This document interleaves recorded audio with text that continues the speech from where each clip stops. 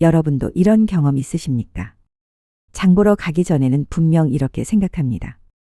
오늘은 필요한 것만 사겠습니다. 그런데 계산대 앞에 서면 장바구니가 묵직합니다. 원래 살 계획이 없던 과자, 음료, 소스 하나씩 더 얹혀 있습니다.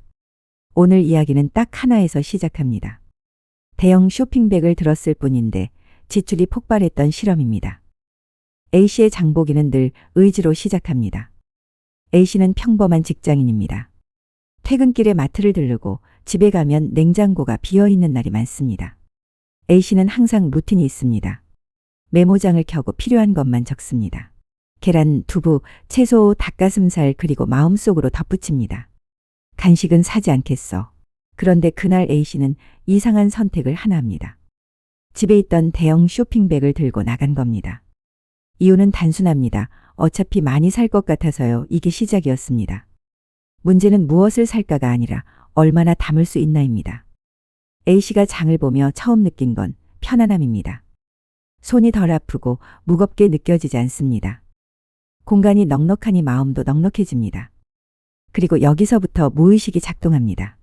대형 쇼핑백은 묘하게 이런 말을 거는 것 같습니다. 아직 자리 많습니다. 조금 더 담아도 됩니다.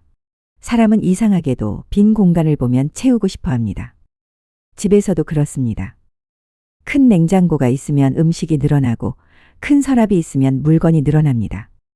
마트에서도 똑같이 벌어집니다. 실제로 큰 쇼핑카트를 쥔 사람들은 작은 카트보다 더 많이 사고 더 오래 머물고 더 많은 돈을 쓰는 경향이 관찰되었다는 연구가 있습니다. 즉, 내가 뭘 원해서 샀다 이전에 도구의 크기 자체가 소비를 밀어올릴 수 있다는 뜻입니다. 그날 A씨가 하나 더 담기 시작한 순간 A씨가 처음 계획 밖으로 담은 건 별거 아니었습니다. 소스 코너에서 드레싱을 하나 집습니다. 샐러드 먹으려면 필요하니까요. 그 다음은 음료입니다. 집에 손님 오면 좋으니까요. 그리고 과자 코너를 지나며 A씨는 잠깐 멈춥니다. 원래는 그냥 지나치던 자리입니다. 그런데 그날은 다르게 느껴집니다.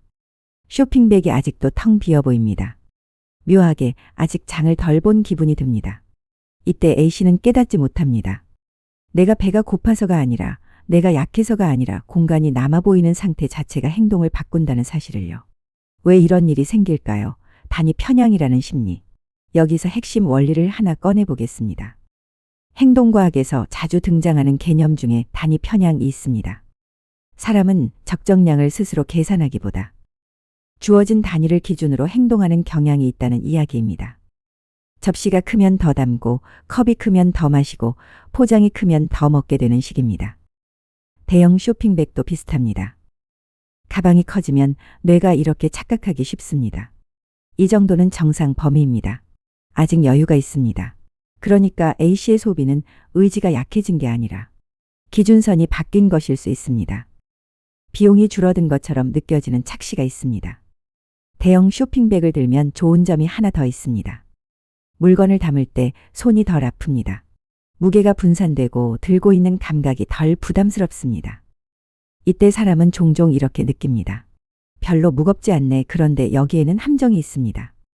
몸이 덜 부담을 느끼면 지출의 부담도 덜 크게 느껴질 수 있습니다. 실제로 쇼핑카트의 설계나 사용 방식 같은 물리적 경험이 구매 행동에 영향을 줄 수 있다는 연구들도 계속 나오고 있습니다. 즉, 소비가 늘어나는 건 마음이 해퍼져서만이 아니라 몸이 느끼는 마찰이 줄어들어서일 수도 있습니다. A씨의 깨달음 순간. A씨는 계산대 줄에서 영수증 금액을 보고 딱 한 번 멈칫합니다. 어라, 오늘 왜 이렇게 많이 나왔죠? 그리고 장바구니를 다시 봅니다. 계획한 것들이 있습니다. 그런데 계획하지 않았던 것들도 있습니다. 이때 A씨는 하나를 깨닫습니다. 나는 필요를 산 게 아니라 여유 공간을 채운 걸 수도 있겠구나. 이 깨달음이 중요한 이유가 있습니다.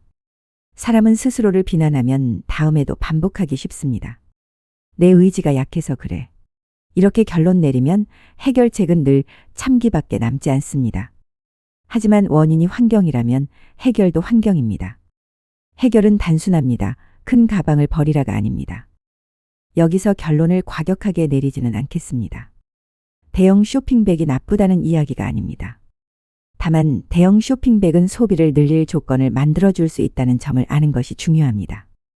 그래서 방법은 이렇게 갑니다. 억제가 아니라 재설계입니다.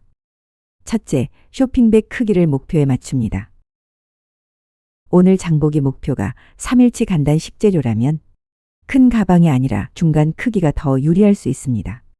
둘째, 빈 공간을 채우는 습관을 끊는 장치가 필요합니다. 가방 안에 장바구니, 정리용 파우치나 칸막이를 넣으면 공간이 시각적으로 분할됩니다. 빈 공간이 덜 보이면 채워야 할 느낌이 줄어들 수 있습니다. 셋째, 메모장에 사지 않을 목록도 같이 적습니다. 사야 할 목록만 있으면 뇌는 유혹 앞에서 약해집니다. 오늘은 음료, 과자, 디저트 코너는 지나갑니다. 이렇게 금지 구역을 정하면 판단을 덜 하게 됩니다. 넷째, 계산 전에 10초만 멈춥니다. 장바구니를 내려다보고 이렇게 질문합니다. 이건 집에 가서 바로 쓸 물건입니까? 이 질문 하나가 무의식적 담기를 의식적 선택으로 바꿉니다. 오늘 이야기는 결국 이 반전입니다. A씨가 변한 건 의지가 아닙니다. A씨의 하루가 갑자기 여유로워진 것도 아닙니다. A씨가 갑자기 절제의 달인이 된 것도 아닙니다. 달라진 건 큰 쇼핑백이 만들어낸 기준선이었습니다.